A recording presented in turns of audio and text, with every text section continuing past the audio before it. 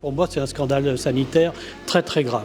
400 personnes vont perdre l'emploi au sein de la société Vencorex, cette entreprise iséroise spécialisée dans la chimie. Mais au-delà de la catastrophe sociale se cache une véritable bombe à retardement écologique, celle-ci. Cette plateforme chimique en Isère, dans l'agglomération de Grenoble, c'est 120 hectares classés Seveso 2, un tiers de la commune du Pont-de-Claix qui l'abrite. Et à l'intérieur, des déchets, énormément.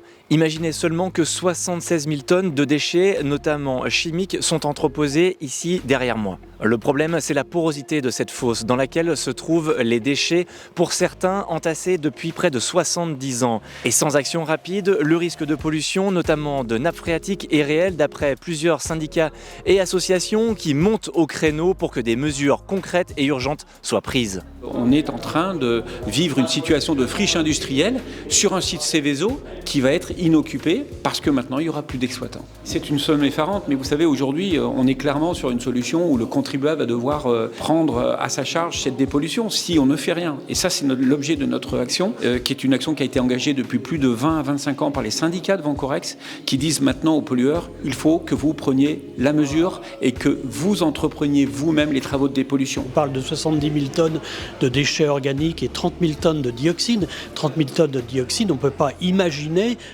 qu'il n'y ait pas un impact sur la santé des milieux, santé humaine, etc. Vous savez, on est en train de parler d'une paroi, d'un sarcophage qui a été placé en 2015, qui de surcroît bien évidemment a des parois qui peuvent être poreuses avec le temps et qui de toute façon laissent filtrer des produits qui sont extrêmement dangereux. Le problème de cette zone, c'est qu'elle n'est pas véritablement sous contrôle, c'est-à-dire qu'il y a des PFAS, il y a de la dioxine, il y a des produits qui se diffusent au fil du temps, avec les intempéries, avec le ruissellement, avec les épisodes parfois aussi de sécheresse qui peuvent affaiblir cet ouvrage-là. Donc tout ça aujourd'hui, c'est de la poussière qu'on a mis sous le tapis.